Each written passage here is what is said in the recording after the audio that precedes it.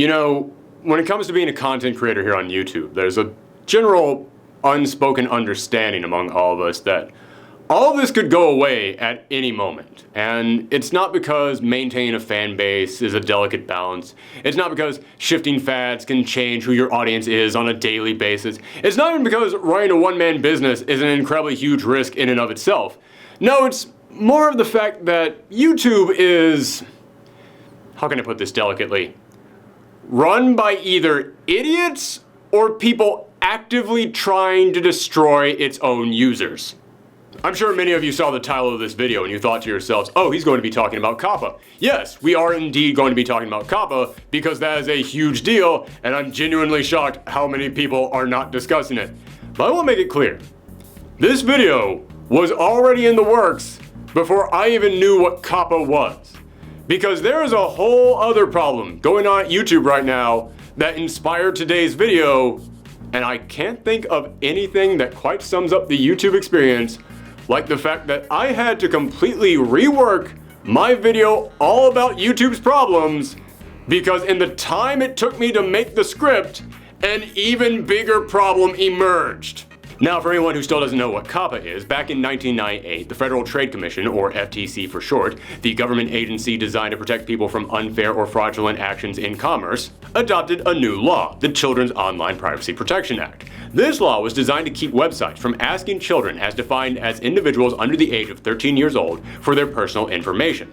This meant things like their address, phone number, social security number, and so on. However, this law is set to be updated at least once every 10 years, and in 2013, the law was updated so that it now extended to cookies.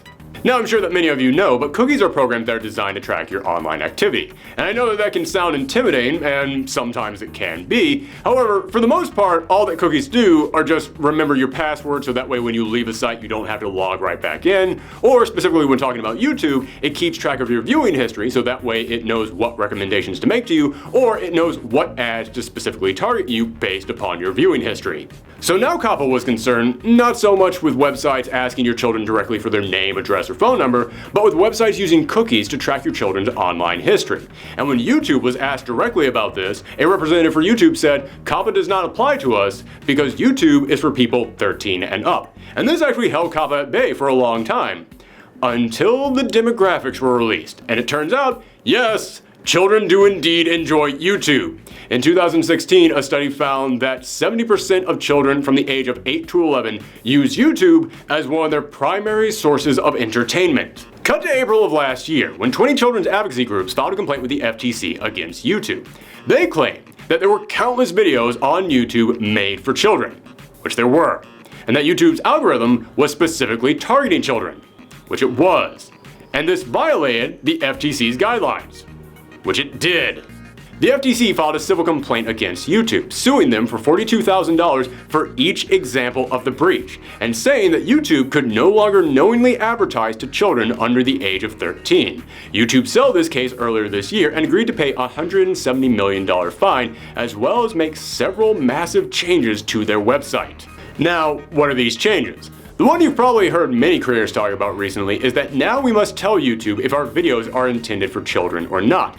And if they're not, then we also have to clarify whether or not the video is intended specifically for people over the age of 18. Now, if we say it's intended for children, then the video will not be advertised, will not be linked in recommendations, and will not be searchable. Meaning, the only way to find it would be through links on external sites. If you made programs designed for kids, YouTube would not let anyone find it. But it would still exist and you could still watch it on the site.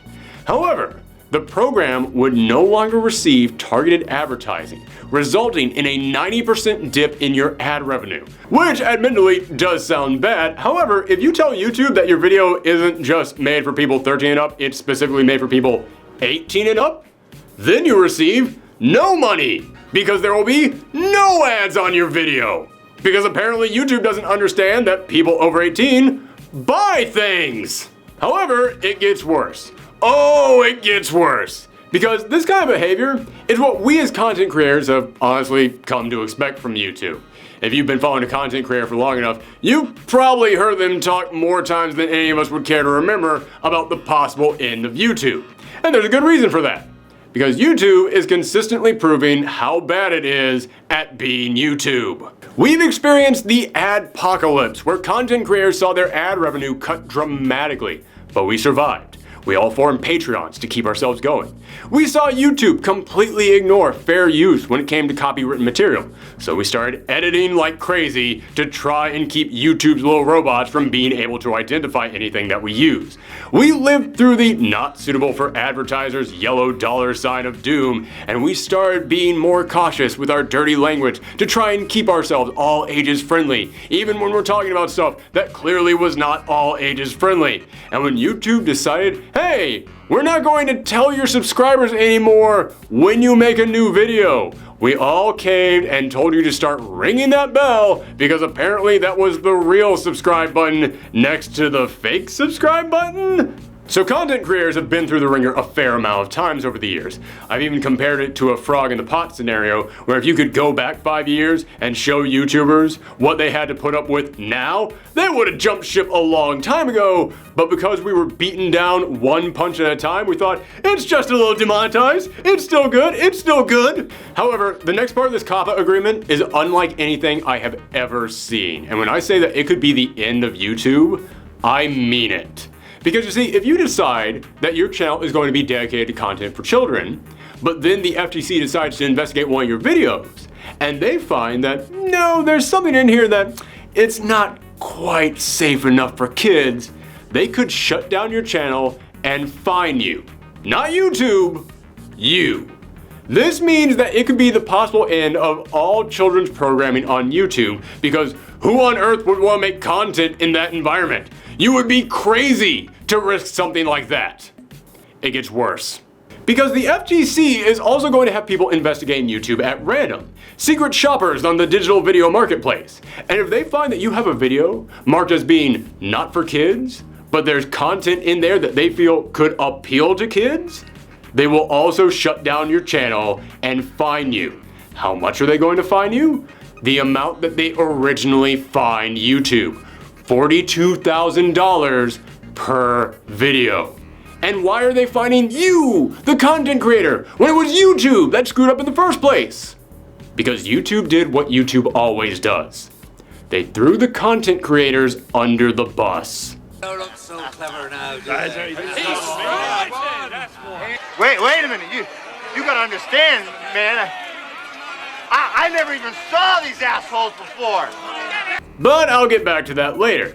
For now, you might be asking, what does the FTC consider to be content aimed at children? I know you might be asking that, because I sure as hell was. Well, you'll be happy to know that the FTC outlined a guide that is easy to follow and understand. What's that? It's actually not easy to understand. It's actually so vague and comedically out of touch that it's hard to believe it's even real. Ah, yes, that makes more sense.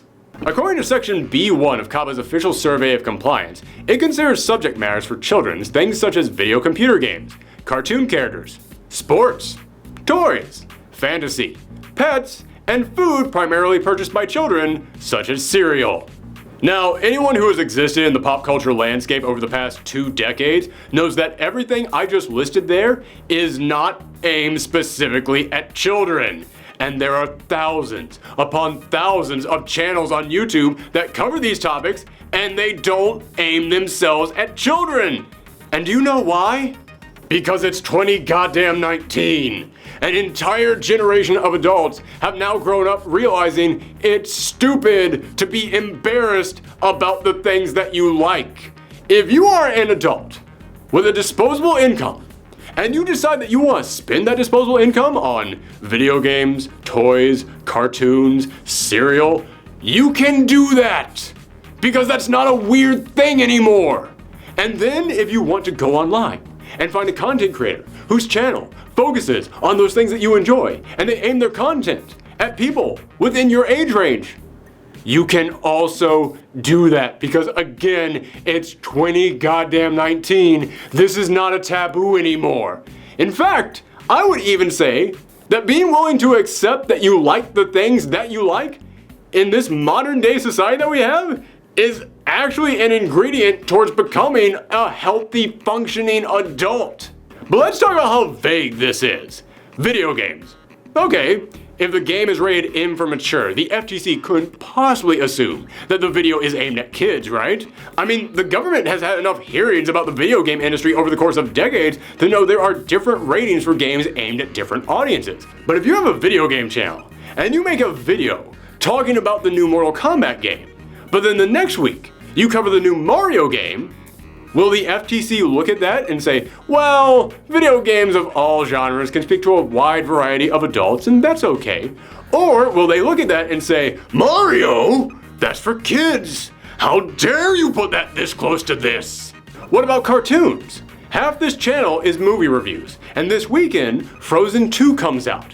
Frozen 1 was one of the highest grossing movies of all time. Of course, I am going to review Frozen 2, but that's an animated film, largely aimed at families and small children. Does that mean that my review now has to be safe for all children? And if I do a review 1 week that's aimed at all children, does it mean that the week afterwards I can't go and review an R-rated film? In fact, speaking of our movie reviews, if you've watched our reviews, you know that our tiny adorable dog Peach loves to jump in our laps from time to time while we're talking. So even if I'm talking about an R-rated film, we now have a pet in the video, which falls under the FTC's guidelines for children's content. So does that mean that if Peach decides to jump into the shot during a review, I now have to shut it all down and redo the whole thing so that way her tiny furry face doesn't get my channel shut down? But if you want to talk about vague language, let's go into the next article in this guideline. Specifically, the one about vague language. The FTC will also judge something to be targeting children if it uses language they could consider to be aimed at younger audiences, such as, and I kid you not, fun, cool, duh, and whatever. Let's briefly go over the fact that they don't want you using the terms fun and cool, simply because I think it sums this situation up so well that the FTC is literally trying to turn YouTube into a no fun zone. But that's not the big thing to be concerned about with this. No. That's the duh and whatever. You might hear that and think, why are you worried about that? No one says that anymore. That's exactly why I'm worried about that. Because these are people who are going to be making decisions about whether or not your channel gets shut down. These are people who are going to be making decisions about people's livelihoods. These are people who are going to make decisions about whether or not people are going to get fined $42,000. And when they were asked for an example of the lingo of the current cultural zeitgeist, they went with duh and whatever. Terms that children have not used since 1998 when COPPA was first written. How do you do, fellow kids? What? What part of that makes you think that these people are going to be able to grasp that adults enjoy talking about cartoons? What part of that makes you think that these people have any cultural situational awareness? But wait, there's more! And this is probably the worst of all.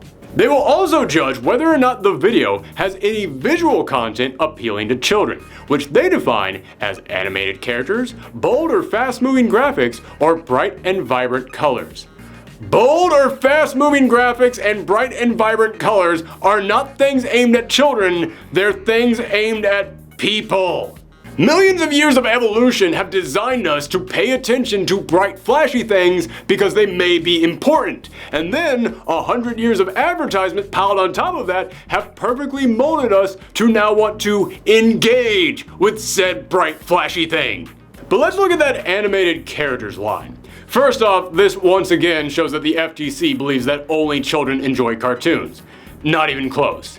Even channels specifically dedicated to targeting children have come to realize the power of adult-themed animation. Cartoon Network has seen untold success with their Adult Swim line for almost 2 decades at this point. The Simpsons are on season 31. BoJack Horseman is consistently one of the highest rated shows on Netflix. Animation can be made for all audiences and specifically for adults. And believe it or not, that extends to YouTube, with artists working for weeks, months, literally for years on projects that are not aimed at kids. A great recent example is Has Been Hotel, an original animated pilot that after being worked on for years, finally made its debut on YouTube 3 weeks ago and was a smash success, having already hit over 13 million views. The series has a great animated style and wonderful character designs that would be appealing to anyone who glimpses at. It is also a series about demons in hell. I'm sure you can get that hooker to do anything with enough booger sugar and lube. Hey, Go fuck yourself. only if you watch me. And I'm not gonna let you hurt anyone here, you pompous, cheesy talk show shitlord. Dear, if I wanted to hurt anyone here, I would have done so already. Now, I actually really like this show because I'm an adult and I can see the quality of an animated series aimed at adults. The FTC will see this as a cartoon with bright, colorful characters, and they will try and shut it down to protect the children. But what the FTC would do with something like that is rather obvious. We can already go ahead and take an educated guess at. Here's the big question. What if you use animation in your video, but only in the intro? The rest of the video is not animated at all, but you just used animation for the intro. Or what if you use no animation, but you have a drawing on your title card? What then? Could the FTC still look at your title card, the thing that you're using to sell your product, to get people interested in your video, to get them to click on the video? Could they look at that and say, yes, you're using a cartoon character. You're using an animated looking version of yourself in your title card to try and entice young children into clicking on this video. You're trying to make this look like something aimed at children when it clearly is not. Could they make that argument? Because if they could, do you know how many content creators out there use drawings in their title cards or animation in their intros? Lots of them. I'm a huge fan of The Completionist, Jesse Cox, The Super Beard Bros, Maximilian Dude, Matt McMuscles, Super Butterbuns, Saber Spark, Dr. Wolfula, Sphere Hunter, Double Toasted, Geek Remix, Some Call Me Johnny, Trophy, Anime America, and Overly Sarcastic Productions, literally all of whom use bright, colorful drawings of themselves in their title cards or animation in their intros. Are they aimed at children? It's a mutant of a fucking movie, man. This is a living miscarriage. I didn't know that actually. That's interesting. What about like an orgy with our classmates? What It's a about bonding that? experience. What about that, though? Am I right? Stares at camera. Am I right, Jesse Cox? Whenever you take damage, a part of your health will get all yellow, and you have a brief window to get your health back if you bring the pain back to the enemy. It's payback time, boys. Be aggressive. Be f***. So, you know, for Fallout 76, I think that about sums it up. No, fuck that. Let's keep going. When she died in 1921, Lovecraft took it really hard, got severely depressed, and started writing The Call of Cthulhu, one of the first stories that brought themes of existential horror into his developing mythos. Lovecraft's lack of marketable skills stopped being much of a problem for him when he married a breadwinner businesswoman in 1924, and moved into his wife's apartment in Brooklyn, which he hated more than anything, in large part because New York is one of those places where immigrants happen. Oh yeah, the racism. I'm gonna go ahead and say no. Hell, even I fall under this category. We have a gaming channel, Thorgy's Arcade, where we use several title cards for our videos, each featuring animated, bright, colorful drawings of myself and video game characters. And did I choose to do that because I was trying to trick children into clicking on the videos? No! I did it because cartoony drawings of a title card have a unique aesthetic to them, an aesthetic that I like. And it's okay for me to like that because, again, I am an adult. I can choose to like that. We even do that on this channel. For Halloween each year, we do a month-long celebration of horror called Thorgyween, and I wear a colorful bright pumpkin shirt, and I do goofy skits, and I use a cartoon version of myself in the title cards. Is it because I'm trying to trick children into watching me talk about bloody, gory, haunting horror films? No, it's because I like the way it looks! And I've heard from enough of you, particularly from adults out there, that you like it too! And that's what all this comes down to. The FTC can't comprehend that something that they remember from decades ago as having an identity and art style that was aimed at children, these days all these years later, can't have possibly morphed into something new that is now aimed at adults or has an adult audience. One of my favorite content creators, Arlo, a gaming critic who covers mostly Nintendo games, had to make a video saying that yes, he uses a blue puppet to be his avatar. But that doesn't mean he's Sesame Street. He's the Muppets, a genre of puppets that is aimed at older audiences. Speaking of puppets, another Let's Play channel I followed for years, Rage Select, uses puppets for opening skits before their videos. They also have a running gag on that show about worshipping a well-endowed deity called Dongacles. Believe it or not, this channel is not for children. But that doesn't mean that just because they're using a puppet as their spokesman, that they're trying to trick children into watching. Now at this point you've heard me talk about video games, you've heard me talk about cartoons, you've heard me talk about pets, but if you're a longtime fan of this channel, there's one area of the pop culture world that you're probably wondering about how it's going to be affected. Comic books. Because yes, as I said, half this channel is movie reviews. The other half is a weekly show that we do talking about comic books. And you better believe if the FTC is coming for video games, they're coming for cartoons, they're coming for freaking cereal, they're coming for comic books hard.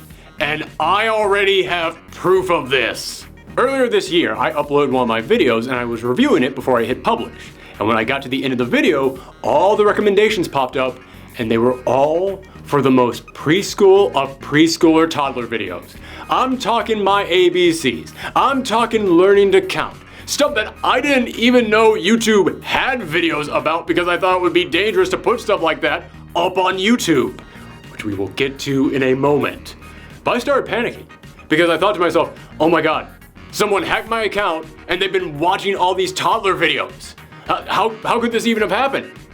But then I started getting contacted on Twitter by my followers, asking me, hey, why am I getting all these toddler recommendations after I watch your video? And I panicked even more, because I thought, oh my God, it's not my search history that's been tampered with, it's my entire channel. Do I have to review all my videos and see if someone uploaded anything when I wasn't looking? What's happening to my channel right now? But then it kept going, as I saw other comic book YouTubers getting pulled in. I saw Cape Joel and Sal from Comic Pop talking about how all of their viewers were suddenly seeing preschooler recommendations after their videos. And then, months later, I saw another YouTuber talking about how they actually got to see how their algorithm works. And they discovered that on YouTube, they will sometimes take anything that fits under a certain category and just suddenly decide that fits under the kids banner. And that's when it hit me.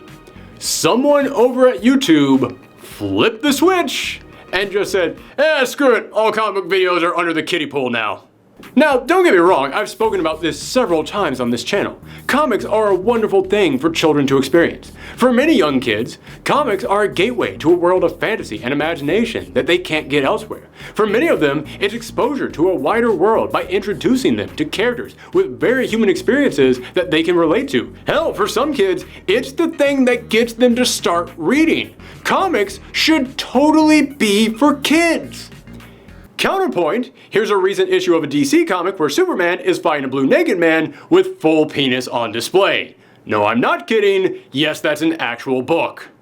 Yes, there should totally be comics for kids, and comics for all ages, and comics for 13 and up, and comics only for adults. Much like every single other form of entertainment, comics should be for everyone.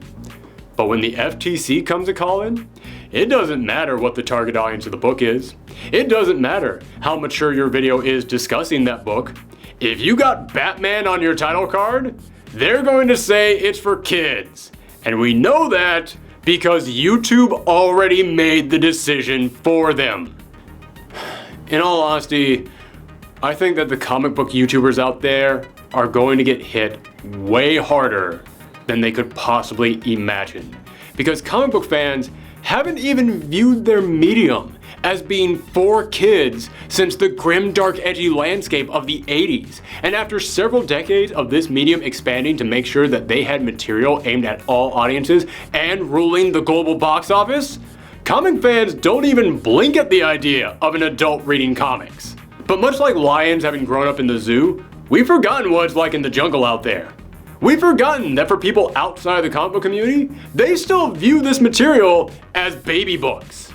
And those people are the ones who are about to decide whether or not your channel continues to be a thing. But that would be one thing. And I've seen a lot of people out there panicking about the idea of their channel being taken down, as well they should. But I want to say something, and I promise you I am not joking when I say that out of everything that the FTC has outlined, having your channel taken down is one of the best case scenarios. I don't think people are making nearly enough of a fuss over the idea of being fined $42,000 per video. Stop and think for a moment about how many videos you have on your channel that could possibly fall under these very vague terms. Now multiply that by $42,000. You have your channel taken down? Yeah, it sucks. But you can now take what you know and start anew. Start fresh. Create a brand new channel. Try and climb your way back up. It's a pain, but it can be done. But you get fined hundreds of thousands, if not millions of dollars. That is a life-destroying amount of money. And I know there are a lot of people on YouTube who have heard this news, and they've been thinking to themselves, it's not going to get that far. This isn't actually going to happen. And hey man, the FTC, they could be blowing a bunch of hot air on this one. This could all just be a big smokescreen that the FTC is putting up there to try and please all those children's advocacy groups, and they're not actually going to do anything about this. However, if they do actually do something about this, and they do actually follow through with what they've promised, to all the people out there who think YouTube wouldn't allow this to happen, I mean, YouTube wouldn't allow all of us to be wiped out. We make the content for YouTube. YouTube wouldn't allow their own site to be destroyed. Wake up! YouTube is not going to save you on this one, because YouTube wants this to happen. YouTube wants the FTC to come in here and Thanos snap us out of existence, because YouTube has been trying to make this happen for years now. Now, before I move on, I would like to say that there are petitions going on about this. Last I saw, it was at almost 500,000 signatures, and the FTC is open to public comments about this until December 9th. I'd like to repeat, most of us just found out about this week, and we only have a little over 2 weeks to organize. So yes, it does seem really unfair, but you should still do it. You should fight this in any way that you can, because as I said, this won't just ruin channels, it will ruin lives. Sign petitions, spread the word, contact the FTC, do everything that you possibly can. However, you remember how I said I was going to make this video before COPPA even entered the fight? That's because even if we do manage to stop COPPA, it's not stopping the decline of YouTube. Because to stop that, you would have to stop YouTube. As I said, over the years, YouTube has been getting, what's the word? Oh right, worse. I've often found myself asking, how can a company that is this big be so bad at running itself? Just a couple examples of the kind of things that I'm talking about. This is a company that lets robots decide whether or not your content is suitable for advertisers without any human having ever looked at it. They will also allow those exact same robots to scan your videos, and if they find something in there that they think is copywritten content, they will then say that that content actually belongs to this other person, whether or not it actually does, and then they will take all the money that you would have made from that video and hand it off to this other person. And then you, the content creator, are allowed to say, no, I'm actually totally legally allowed to use that piece of content. Then if you say that, the person on the other end of the line just has to say, no you're not, and then they continue to make all your money and you can't fight it further. And if you try to fight it further, then that person on the other end of the line, who again I remind you, may or may not actually be the original copyright owner of this material, has the power to shut down your channel. And if you don't think it sounds all that bad, check this out. There are actually companies out there that have formed specifically to take advantage of this horrible system that YouTube has established. There are actually companies out there where you can go to them and claim that you own a certain piece of music or a certain video clip, and then they don't ask for any proof that you're the actual copyright owner. They just say, sounds good to us, we'll contact YouTube and let them know if anybody uses that, all the money now goes to you. For example, a couple weeks ago, for one of our Halloween videos, I used a brief snippet of the Halloween score from the classic film, Halloween. I was then contacted by a company claiming to represent an individual known as Latin Auteur, saying that they created that music, and now all the money I was making from that video was going to Latin Auteur, and I really doubt that Latin Auteur is the new pen name for John fucking Carpenter. Doesn't matter, YouTube gave him all my money. No other company would leave that much on the line up to robots that could screw up so easily. No other company would let so many people be taken advantage of by massive blind spots in their programming. But YouTube would. And hey, listen, I understand. I understand that there are a ton of people on YouTube uploading massive quantities of content every single minute of every single day. You can't possibly hire that many people to look over that much programming and to do that much customer service. I understand that is an impossible task. However, when I hit 10,000 subscribers, YouTube told me, hey, congrats. Now you can actually come to YouTube Studios and actually use our recording booths and use our equipment. That's great. Listen, I am talking a lot of smack about YouTube, but I will admit that is indeed a very nice thing that they did. I still can't contact anyone if I need help. I can actually go into YouTube's own house and use their facilities. I still can't get an email address of who to contact if I need to dispute a claim. I still can't contact anyone if there is a problem with my account. That is not how you run a company. But that's exactly it. When Google bought YouTube, they didn't want to run a company. They wanted something they could sit back and collect checks on. But that's not YouTube. And for a while, everything went okay. Things were fine between Google and YouTube, no big problems. But then one content creator after another started making big screw-ups, started saying the wrong things, started using bad words, started going on big, heated, disturbing, bigoted rants. And do you know why that started to happen? Because YouTube doesn't hire these people. The entire point of YouTube is that anybody can pick up a camera and start recording and upload that video, and that means every now and again, a complete and total nut job is going to get a show, and they are going to get a fan following. And when these content creators started acting up, what Google should have done was step up. They should have come in here and found a way to punish the troublemakers while still leaving YouTube an open space for new creative talents to come in here with their own unique visions and their own unique shows, because that was the entire point of YouTube in the first place. But that's a delicate tightrope balance, and yeah, Google really didn't want to do the work that would have required. Because you see, much like a child who really wanted a puppy, when Google got YouTube, they thought it was all going to be fun. They thought it was just going to be happy sunshine time forever and ever. But if you don't take that puppy out for a walk, eventually it's just going to start shitting everywhere. And while even a child will eventually learn the lesson of responsibility, Google decided it was going to take that baby alligator and just flush it down the toilet when it was done with it. I know I'm mixing up my pet metaphors there, but that last one still just worked too good to not use. Little by little, YouTube became harder and harder for anyone to use because, as I said, YouTube didn't want anyone using it.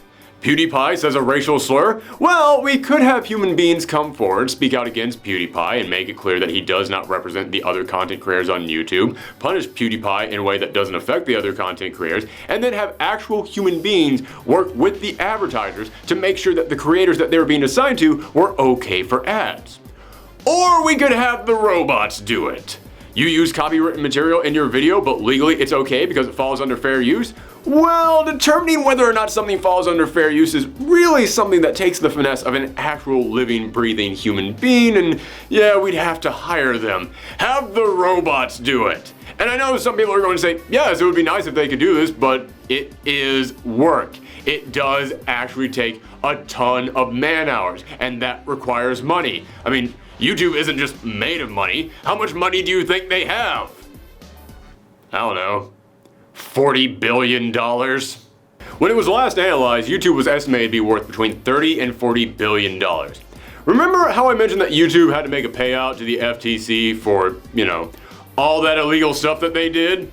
Yeah, well, it turns out that this massive, giant, crippling, punishing amount of money that they had to pay only really came out to 0.4% of what YouTube is worth. So if it turns out that one of my videos is indeed in violation of COPPA, does that mean that I only have to pay 0.4% of what I'm worth? No? I still have to pay $42,000? Ah. Well, that doesn't seem fair in any way. Now, I want you to think about that. Think about how YouTube had to spend $170 million on this settlement, and think about how that came out to practically nothing for them. Now, think about how many customer service reps you could hire for $170 million.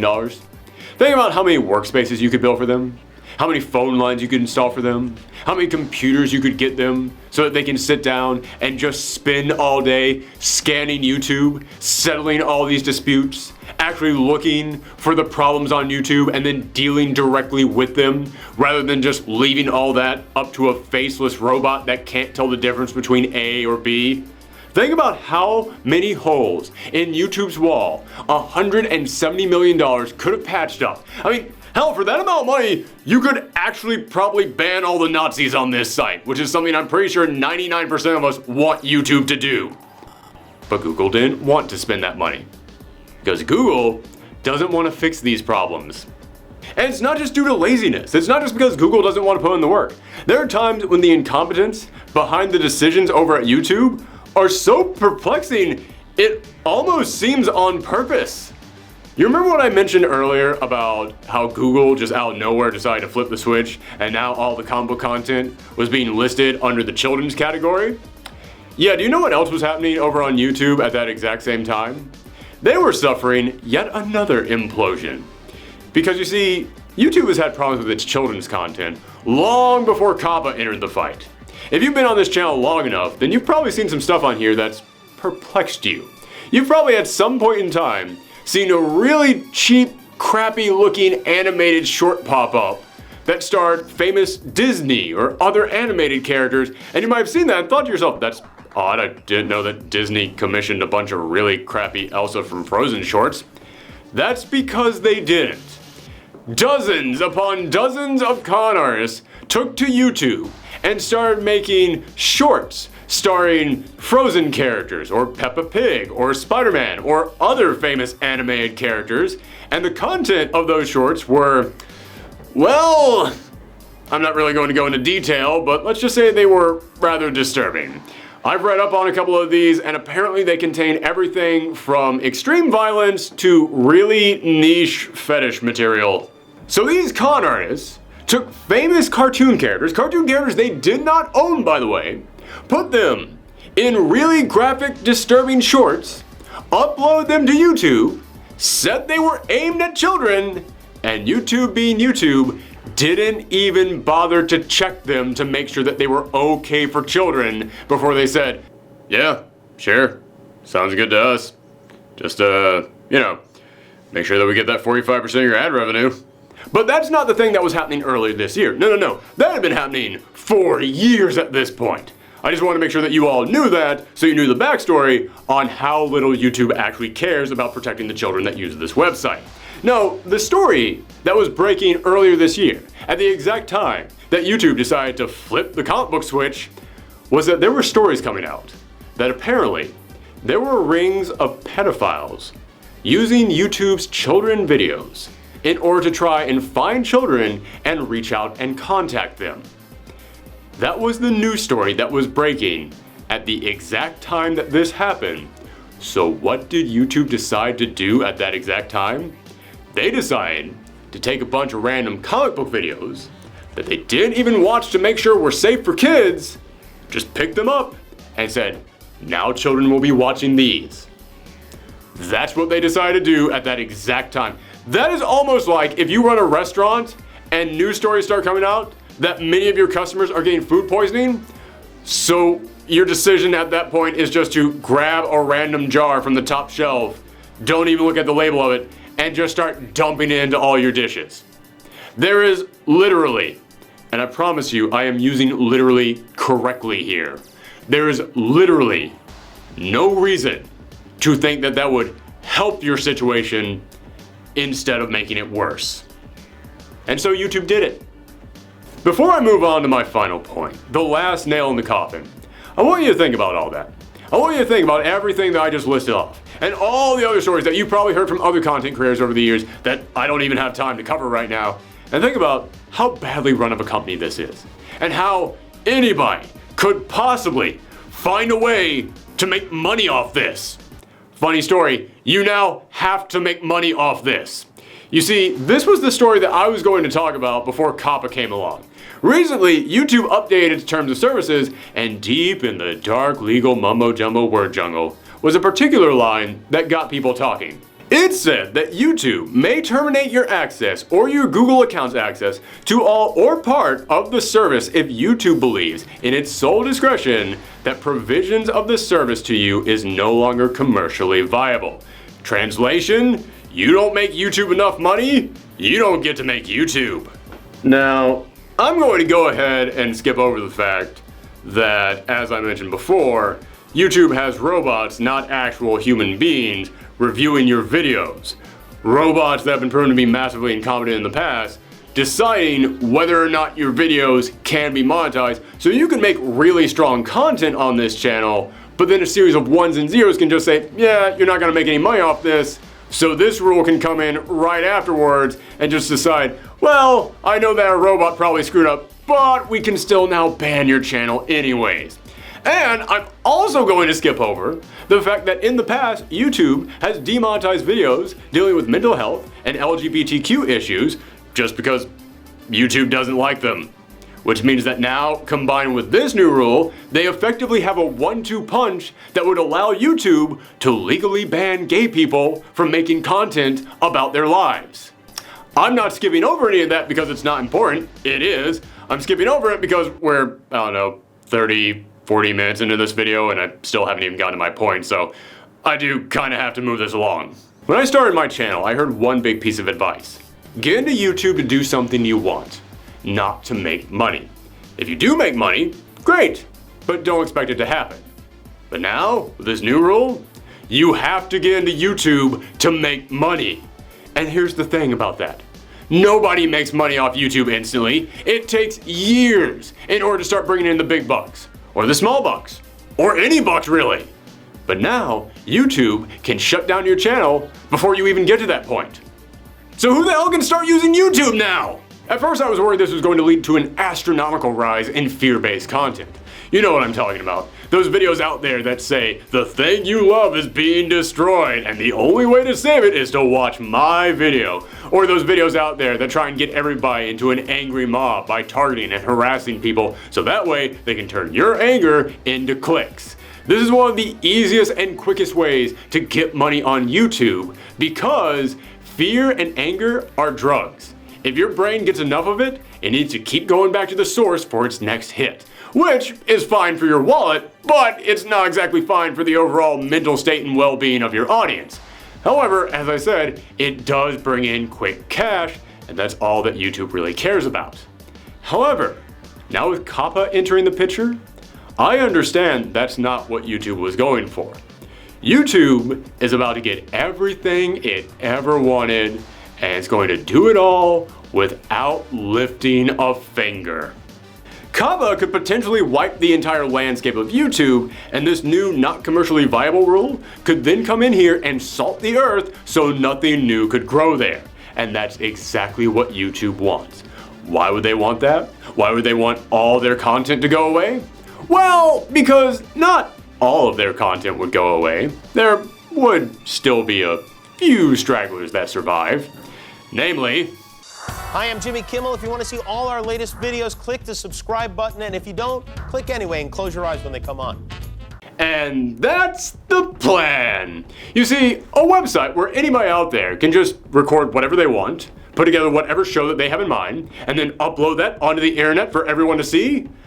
Oh man, that sounds like a lot of work to keep in line.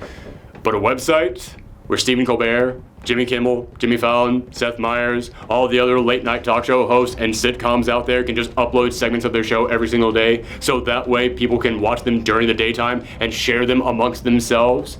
A website that essentially just collects movie trailers all year long. A website that takes late-breaking news stories from trusted established sources and uploads it to make it more easily accessible for anyone out there to watch.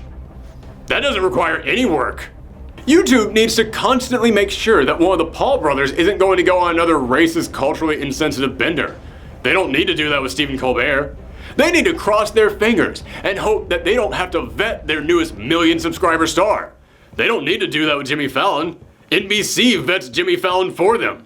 YouTube lives in fear of children clicking on inappropriate content because their parents just assume that a computer can raise them. And yes, YouTube could set up a stronger system to keep children from watching inappropriate videos, but again, that takes work.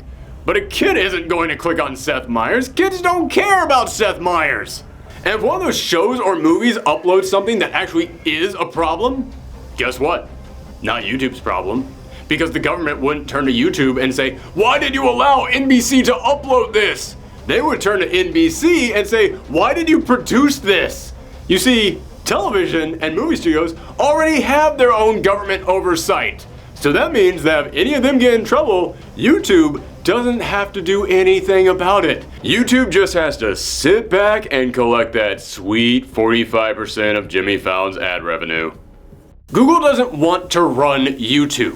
They want YouTube to run itself. They do not want this to be the creative open space that once was. They want it to be a dumping ground for other studios' clips. And they would have gotten away with it long ago if it wasn't for us meddling kids. So they have been trying as hard as they can over the years to make this site as unpleasant as possible for content creators, so we'll leave.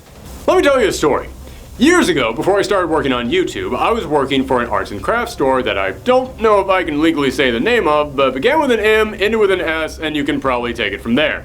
Now, this was at the time the only craft store like this in all of New York City, meaning we constantly had huge crowds, many times with lines around the store, and not only did the store never hire on enough employees despite having the money to do so, whenever they decided that they needed to cut the staff, they would never ever fire anyone.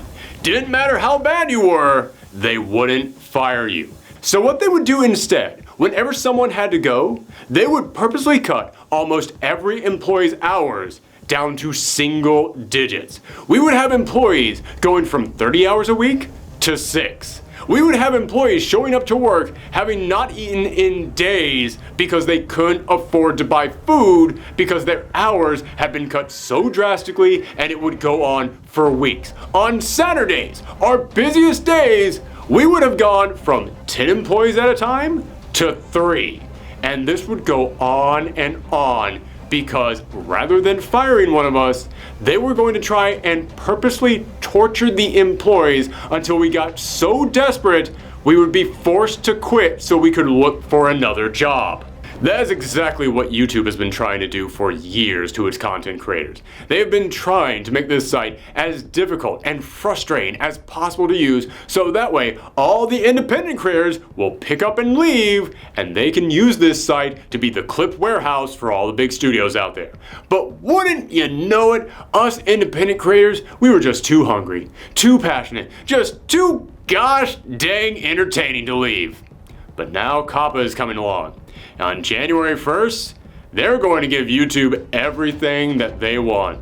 Because YouTube can't cancel a channel over nothing, but the FTC can. And even if they don't cancel your channel, what they can do is put in place rules that say that now you're about to receive 90% less ad revenue. And wouldn't you know it, by some crazy coincidence, YouTube at the exact time that that rule came into place created their own rule that said that now, if your channel isn't making enough money, they can cancel you. Every single thing has fallen into place to give Google everything they ever could have wanted. I've won. Exactly as planned. So as I said, yes, there is a chance that the FTC isn't actually going to do anything and they're just trying to act tough. And yes, I've seen many people on YouTube say it's impossible to monitor YouTube on the FTC's budget, so we shouldn't go deleting our channels because it could all turn out to be fine. And yes, you should follow those links. Share videos about COPPA to raise awareness, because if the FTC is serious, then this is something that wouldn't just ruin channels, but actual lives with how damaging it would be. But make no mistake, content creators, I'm talking to you right now, it's time that we finally accept this. It's time that we finally start talking about where else to go. Again, I'm not saying it's time that you delete your channel. Do not do that. I am not saying that it's time that you pick everything up and move it somewhere else right now, overnight. No, don't do that just yet. However, even if COPPA doesn't amount to anything, or we are able to stop it, that doesn't mean that we're going to be able to stop the next one, or the next one, or the next one, or the next one. Because when it comes to YouTube trying to kick its content creators off its channel, there will always be a next one. And eventually, one of them is going to get us, because as any gambler will tell you, you cannot beat the house. That is why it is time for all of us to start doing our research, start finding a new home, start learning how to build an audience over there. But the question is, where do we go? Twitch honestly seems like the smartest place. It has a huge audience and you can upload videos over there, but it doesn't have the best search engine for previously uploaded videos, and it's hard to build a list of favorites. Vimeo has been trying to be a top competitive choice for a long time, just waiting for YouTube to crack, and they do give you 85% of your income, but you also have to pay for how much you upload, and honestly, unless you can guarantee your numbers won't dip too much when you move from YouTube, that's kind of a big gamble. Point is, it's time that all of us finally start having a very serious discussion about where we're going to go if we have to leave YouTube. Because for many of us, that day could be coming up whether we like it or not. And we can't all keep sitting here saying, no, it's all going to work out, because let's be honest, YouTube has not been working out for a long time. And as YouTube constantly proves to us, it can still always get worse. But that's the lesson for the content creators. What's the lesson for the non-content creators? For the audiences out there who tune in to watch these content creators on YouTube, what can you do to help? Well, honestly, the best thing that you can do is just sign that stuff that I told you to sign about COPPA. But if you really want to help these content creators, the easiest thing that you can do is listen to them. Listen to them when they tell you, hey, you can also find me over here. And then when they tell you, you can find me over here, go to that place, create an account, and follow them over there. Because I have heard content creators say for years now, I wish I could leave. I wish I could leave YouTube because it's such a bad site, and this other site over here is so much better. But I know that if I pick up and leave, I will lose all those fans. Well, fans, your favorite content creators might not be able to stay here much longer. The decision is no longer up to them. So when they tell you, I have to go over to this place now, all you gotta do is just say, okay, we'll follow. We will go over to that new site, create an account, and follow you there, and that's okay. We will watch your content on that site from now on, because even though we enjoyed watching you on YouTube, we understand you can't really stay on YouTube anymore. Thank you guys for tuning in, everyone. I know this was a very long issue and I tried to cover a lot in here, so I just want to thank everybody for sticking with me throughout this entire video and seeing everything that I wanted to cover in here. And please just try and spread the word on COPPA. I still don't think enough people even know what this thing is and how devastating it could be to the entire landscape of YouTube. In fact, I'm not even going to link you to one of my videos here at the end. I'm going to link you to Chad Tronk's video on COPPA, because he did a wonderful job of covering this, and he's actually the guy who introduced me to COPPA and caused me to go, oh, So that's a thing. So I'm going to link you to that video in there. If you guys do want to help support this channel and support me, you can always follow me on Twitter at twitter.com/ProfessorThorgy or on Twitch at twitch.tv/ProfessorThorgy. And as I mentioned, we do have another YouTube channel here, but who knows how long that'll last. But if you want to check that out, it is Thorgy's Arcade on YouTube. Thanks for tuning in, everyone. Come back next time. Bye.